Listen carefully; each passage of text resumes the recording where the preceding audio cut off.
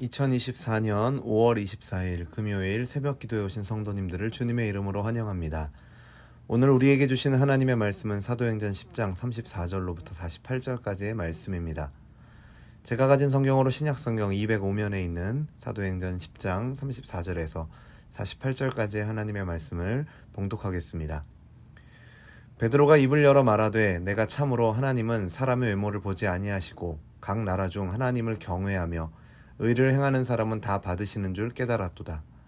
만유의 주 되신 예수 그리스도로 말미암아 화평의 복음을 전하사 이스라엘 자손들에게 보내신 말씀 곧 요한이 그 세례를 반포한 후에 갈릴리에서 시작하여 온 유대에 두루 전파된 그것을 너희도 알거니와 하나님이 나사렛 예수에게 성령과 능력을 기름 붓듯 하셨음에 그가 두루 다니시며 선한 일을 행하시고 마귀에게 눌린 모든 사람을 고치셨으니 이는 하나님이 함께 하셨습니다. 우리는 유대인의 땅과 예루살렘에서 그가 행하신 모든 일의 증인이라. 그를 그들이 나무에 달아 죽였으나 하나님이 사흘 만에 다시 살리사 나타내시되 모든 백성에게 하신 것이 아니요 오직 미리 택하신 증인 곧 죽은 자 가운데서 부활하신 후 그를 모시고 음식을 먹은 우리에게 하신 것이라. 우리에게 명하사 백성에게 전도하되 하나님이 살아있는 자와 죽은 자의 재판장으로 정하신 자가 곧 이 사람인 것을 증언하게 하셨고 그에 대하여 모든 선지자도 증언하되 그를 믿는 사람들이 다 그의 이름을 힘입어 죄사함을 받는다 하였느니라.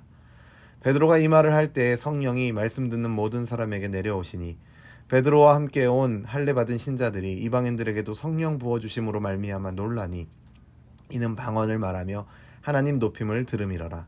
이에 베드로가 이르되 이 사람들이 우리와 같이 성령을 받았으니 누가 능히 물로 세례를 베풀물 그 말이요 하고 명하여 예수 그리스도의 이름으로 세례를 베풀라 하니라. 그들이 베드로에게 며칠 더 머물기를 청하니라. 아멘. 사도행전 9장부터 이어져 온 하나님의 계획, 즉 유대인의 대표로 부르신 베드로가 갖고 있는 이 편견이라는 걸림돌을 걷어내시고 이방인들에게도 복음이 전해질 토대를 마련하시려는 그 거룩한 계획의 절정이 오늘 본문에 기록되어 있습니다. 하나님께서 인도하신 만남을 통해 이방인들을 만난 베드로는 고넬료의 고백을 듣고 자신이 깨달았다라고 말합니다. 하나님이 모든 민족에게 차별이 없으신 분임을 깨달았다라고 그는 선언합니다. 하나님을 경외하며 의를 행하는 자들을 차별하지 않고 다 받으신다라는 것이죠. 하지만 사실 베드로가 깨달았다라고 말하는 내용들은 베드로가 몰랐던 것이 아닙니다. 유대인이라고 해서 다 아브라함의 자손은 아니라는 세례 요한의 경고를 베드로는 분명히 알고 있었습니다.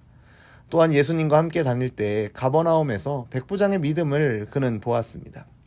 그리고 예수님께서 승천하시기 전에 하셨던 말씀, 예루살렘과 온 유대와 사마리아와 땅끝까지 이르러 내 증인이 되리라 하신 말씀도 그는 들었습니다.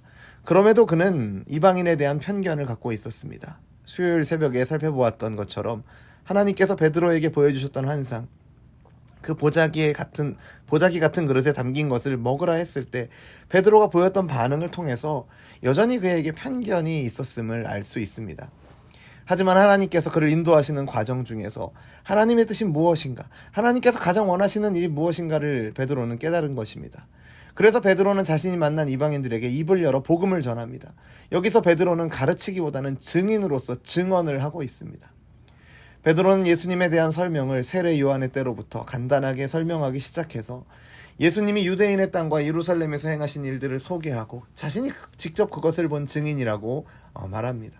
또한 예수님이 십자가에서 죽으셨지만 다시 부활하셨고 자신이 직접 부활하신 예수님과 함께 음식을 먹었다 증언하고 있습니다.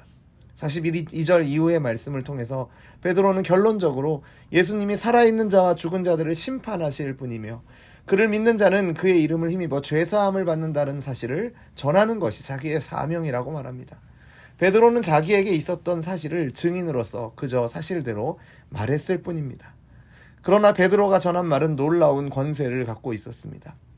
44절을 보시면 베드로가 이 말을 할 때 성령이 말씀을 듣는 모든 사람에게 내려오시니 라고 기록하고 있습니다. 베드로가 복음을 전하는 일을 마치기도 전에 성령님이 말씀을 듣는 모든 사람에게 내려오셨습니다. 피부색이 다르고 문화가 다르고 인종과 국가가 다른 이방인들, 이전에 유대인들의 자기중심적인 그 편견으로는 상상할 수도 없었던 일이 일어나고 있는 것입니다. 자신들이 오순절에 경험했던 것과 같이 이방인들이 성령의 임재를 체험하고 방언을 말하고 하나님을 높이며 찬양하는 모습을 보면서 이 유대인 신자들은 크게 놀라게 됩니다. 하나님의 놀라운 역사 앞에서 이방인들에 대한 그들의 편견은 그 순간 무너지게 됩니다. 그래서 베드로는 외칩니다. 이 사람들이 우리와 같이 성령을 받았으니 누가 능히 물로 세례 베풀면 그 말이요. 그리고 모든 민족을 제자로 삼아 아버지와 아들과 성령의 이름으로 세례를 베풀라는 예수님의 명령에 순종하여 베드로는 이방인들에게 세례를 베풀었고, 베드로를 비롯한 유대인 일행은 그곳에서 그들과 함께 며칠을 더 머물게 되는 것으로 오늘 본문은 마무리가 됩니다. 오늘 본문을 통해 우리는 하나님의 인도하심 가운데에서 베드로가 예수 그리스도의 화평의 복음을 전하고 이방인들에게도 성령님이 임하시는 놀라운 장면이 펼쳐지면서 이 복음 전파의 새 지평이 열리는 엄청난 장면을 보게 됩니다. 이 일에 하나님께서 부르시고 사용하신 인물은 베드로입니다.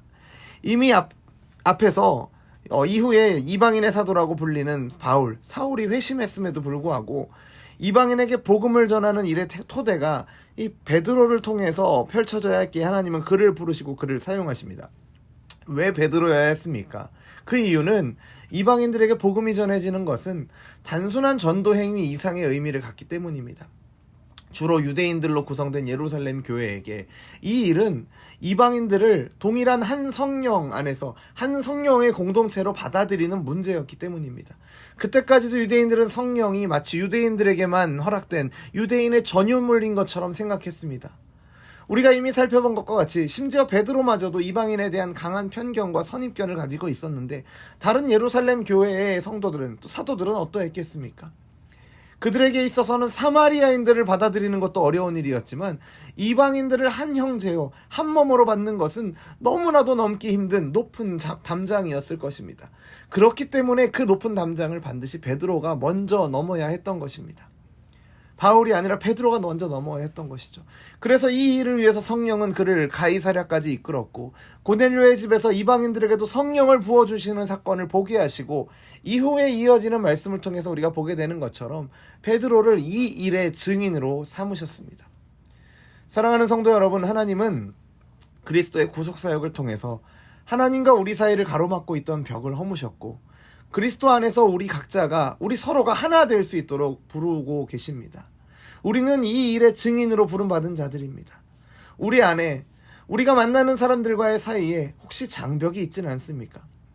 주님께서 그 장벽을 허물어 진리 안에, 사랑 안에, 당신 안에서 하나가 되라 말씀하십니다. 교회 밖을 바라보기 전에 교회 안을 바라보십시오. 우리 안에 장벽이 참 많이 있습니다. 그런데 우리가 주님의 말씀에 순종해서 그 장벽을 허물고 진리 안에, 사랑 안에, 당신 안에 하나가 되라 말씀하신 그 명령에 순종하여 우리가 그 벽을 허물고 먼저 손을 내밀고 하나가 되기를 힘쓰며 복음이 우리에게 알려준 것을 입술로 전하고 삶으로 증거할 때 놀라운 성령의 역사가 우리 공동체 안에, 또 세상을 놀라게 할 역사들이 우리가 살아가는 우리의 삶의 자리 가운데 일어나게 될 줄로 믿습니다. 성령의 인도하심을 구하시며 그 성령의 인도하심에 순종하셔서 하나님의 일하심을 저와 여러분의 삶의 자리에서 경험하게 되기를 주님의 이름으로 축원합니다.